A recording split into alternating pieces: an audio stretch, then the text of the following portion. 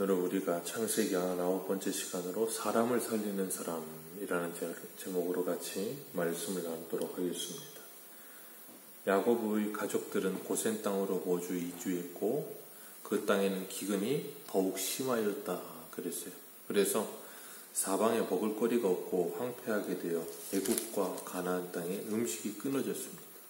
그러니 사람들은 당연히 애굽으로 몰리게 되어 있습니다. 그 이유는 애굽에만 먹을 것이 있는 거예요. 애굽의 요셉에게만 먹을 거리를 얻을 수 있는 상황이 되죠. 그들은 더욱더 애굽으로 달려오게 됩니다. 그리고 요셉은 그들에게 돈을 받고 양식을 팝니다. 그리고 양식을 파는데 애굽에만 양식이 있기 때문에 점점 곡식값은 올라갔을 거예요.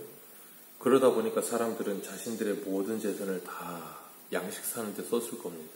그리고 나중에는 돈이 떨어졌어요. 그렇게 돈이 떨어지고 나니까 그들이 뭐 했는가 하면 그 양식 대신에 이제 가축을 다 요셉에게 주면서 양식이랑 바꿔 먹기 시작합니다. 그런데 요셉은 애굽의 모든 돈을 다 거두어서 14절을 보면 바로의 궁에 가져갔더라 그랬어요. 애굽의 모든 돈을 다 거두어서 바로에게 가져갔더라. 요셉은 총리로 있으면서 얼마든지 자기 개인적으로 돈을 불릴 수도 있고 재산을 불릴 수도 있는데 거기에 그랬다는 말은 한 구절도 나오지 않아요. 애굽의 모든 돈을 다 거두어 바로에게 가져갔더라. 요셉은 항상 그랬어요. 형들의 미움을 받아서 애굽에 팔려와서 보디발의 집에서 일할 때도 보디발이 요셉에게 가정 충무회를 맡겼을 때 요셉은 거기서 최선을 다해서 살았습니다. 열심히 성실하게 살았고 보디발이 인정할 정도로 성실했어요. 그리고 요셉은 감옥에 갔을 때도 간수장이 인정할 만큼 성실했습니다. 그리고 요셉은 애굽의 총리가 되고 난 후에도 똑같이 성실했습니다. 사람이 변하지 않았어요. 작은 일에나 큰 일에나 항상 한결같았어요. 그런 사람이 바로 그리스도인이 되어야 할 줄로 믿습니다. 그리스도인은 앞과 뒤가 다르지 않은 사람, 작은 일이나 큰 일이나 다르지 않은 사람, 그런 사람이 그리스도인이어야 돼요. 작은 일에는 잘하는 것 같은데 뭔가 큰 일을 맡으면 사람이 갑자기 돌변하는 사람들이 있습니다. 뭔가 조금만 힘이 생겨도, 뭔가 조금만 자기가 어떤 이 높은 지위에 가도 갑자기 목이 곧은 백성이 돼. 전에는 안 그랬던 것 같은데 갑자기 사람이 이상해져. 그런 사람들이 꼭 있거든요. 근데 요셉은 그러지 않았어요. 감옥에 있을 때나 아니면 보디발의 집에서 가정 총무로 있을 때나 아니면 바로 밑에서 그 당시에 가장 강대국인 제국인 바로 밑에서 총리 일을 하면서도 요셉은 한결같았어요. 주님은 작은 것에 충성된 자에게 큰 것도 맡기신다고 약속하셨습니다. 우리가 이 땅에서 이 작은 것에 충성할 때 하나님 나라의 큰 것을 우리에게 맡기실 거예요. 그렇기 때문에 우리가 이 땅을 살아가면서 빛의 자녀 열매인 착함과 의로움과 진실함의 열매, 그것을 맺는 일에 정말 충성을 다하시기를 축복합니다. 정말 세상 사람들 앞에서 진실한 사람으로 드러나는 것, 그것이 곧 하나님께 영광 돌려드리는 삶이고 그것이 우리의 몸으로 드릴 영적 예배예요. 기근이 심각해졌습니다. 돈이 다 떨어졌어요. 돈이 떨어지고 나서 가축을 가져오라 그랬더니 가축을 가져오기 시작합니다. 그래서 그 한 해 동안 버텼습니다. 한 해 동안 또 돈으로 한 해를 버티고 가축으로 한 해를 버텼는데 문제는 또 다음 해가 됐는데도 기근이 있거든요. 그리고 나니까 이제는 더 낼 가축도 없어요. 그러니까 이스라엘 사람이 애굽 사람들이 18절을 보면 찾아와서 하는 말이 뭐냐면 그들 스스로가 말을 합니다. 우리가 돈도 다 떨어졌고 가축도 다 떨어져서 이제 남은 건 없다. 토지와 우리의 몸뚱이 뿐인데 굶어 죽을 수는 없고 그러니 우리의 토지와 그리고 우리의 몸을 사라는 거예요. 그들이 스스로가 그렇게 제안을 합니다. 그러면서 이 요셉에게 자신들의 토지를 팔기 시작해요.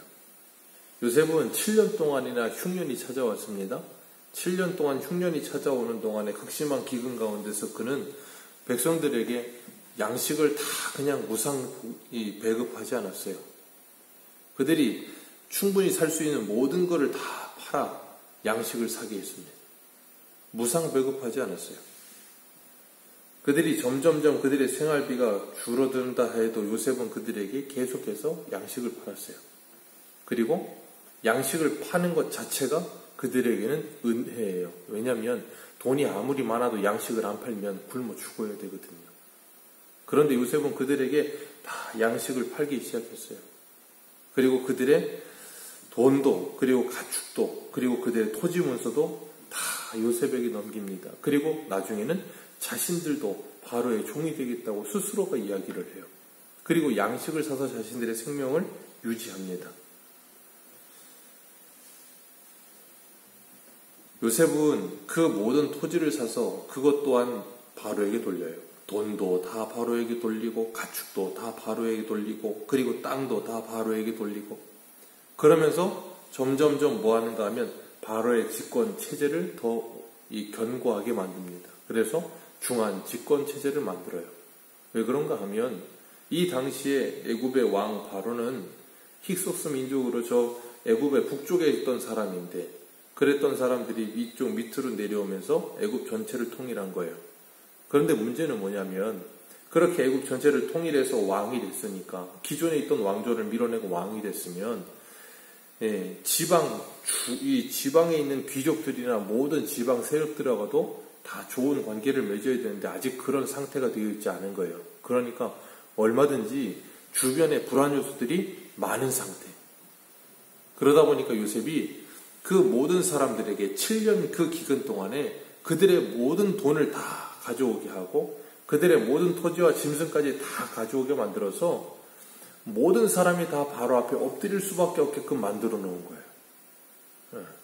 그렇게 요셉은 그 모든 이 애굽의 관리들의 모든 문제들을 다 해결해 놓고 그 다음에 백성들에게 이 곡식을 나누어 줍니다.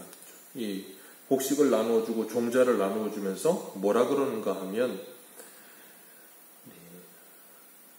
24절 말씀, 24절 같이 한번 읽겠습니다. 시작. 주수의 5분의 1을 바로에게 상납하고 5분에 사는 너희가 가져서 토지의 종자로도 삼고 너희의 양식으로도 삼고 너희 가족과 어린 아이의 양식으로도 삼아라.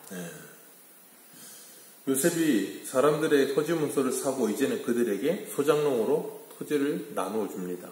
그리고 너희들은 이제 농사를 지어라.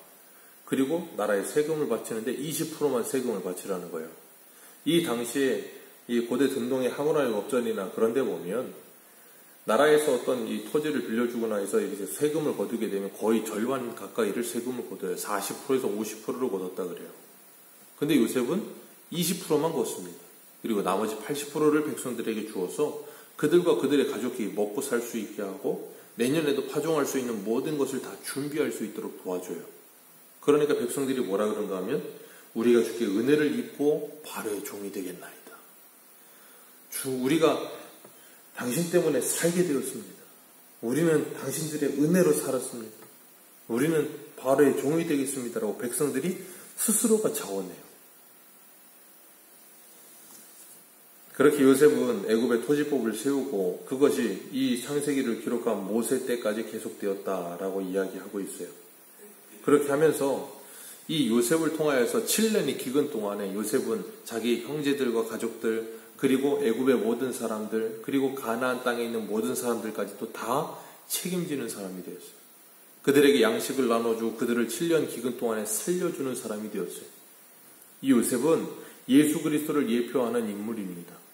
요셉의 모습 속에서 예수 그리스도의 모습이 조금씩 오버랩되어 우리에게 보여지는 거예요. 애굽과 가나안의 기근이 극심하여서 어디에도 양식을 찾을 수 없을 때 요셉에게만 양식이 있어요. 그런 것처럼 이 세상이 극심한 기근 속에 있을 때 오직 예수 그리스도에게만 우리의 양식이 있습니다.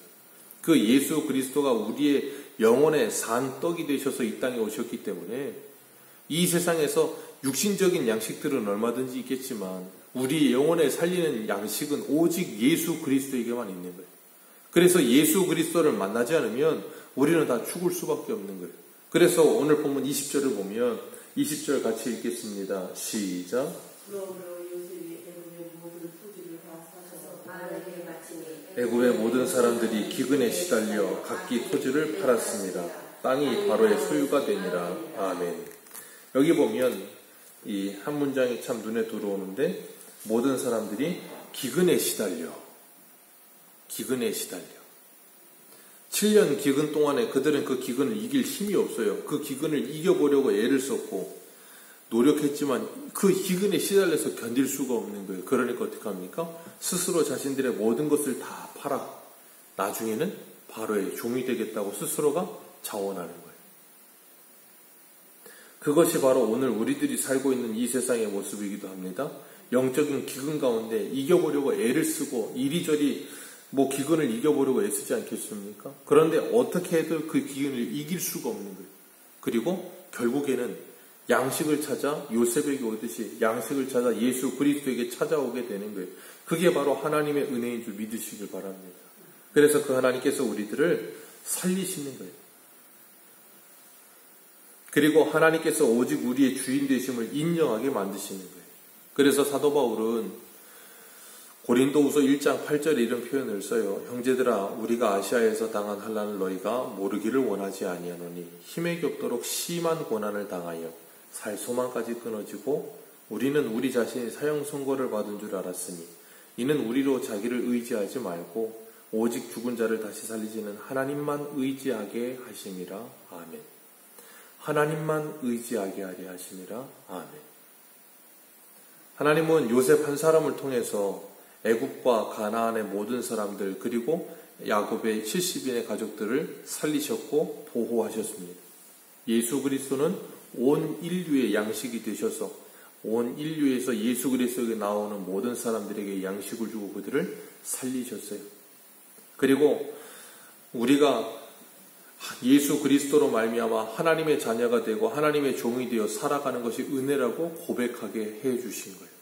오직 그분만이 우리를 살리실 수 있는 양식을 가지셨기 때문에 그런 은혜를 받은 우리들은 기근에 시달리는 삶을 살고 있는 이들에게 예수 그리스도를 전하는 삶을 사는 거예요. 당신들이 이런 힘든 상황과 어려움을 통과하고 있고 기근에 시달리고 있는 이유는 이 세상에 양식이 없어서가 아니라 이 세상에 물질이 없어서가 아니라 다른 무엇이 없어서가 아니라 당신의 영혼을 만족하게 하는 양식이 없기 때문이라. 그 당신의 영혼을 만족하게 할 수 있는 유일한 분이 바로 예수님이라고 전해주는 거예요. 그게 바로 복음이에요. 오늘날 우리나라에 부족한 게 어디 있습니까? 전 세계 경제 10위입니다. 먹을 게 넘쳐나서 썩는 나라입니다. 부족한 거라고는 일도 없어요. 그런데 모든 사람들이 다 부족하다고 여기며 살아요. 왜요? 그 영혼에 만족이 없어서 그래요. 내면에 만족이 없기 때문에 계속해서 사람들은 무언가를 가져야 되고 무언가를 쌓아야 되고 무언가를 집착하게 되는 거예요. 그런데 그것에서 예수 그리스도를 만나면 그 영혼의 만족을 누리고 그 부유함을 누리는 삶을 살기 시작하는 거예요. 우리가 요셉처럼 예수님처럼 이 땅 가운데서 그 영적인 기근 가운데 살고 있는 인생들에게 생명의 양식 대신 예수 그리스도를 나누어주는 복된 인생 사시기를 주님의 이름으로 축복합니다. 기도하겠습니다.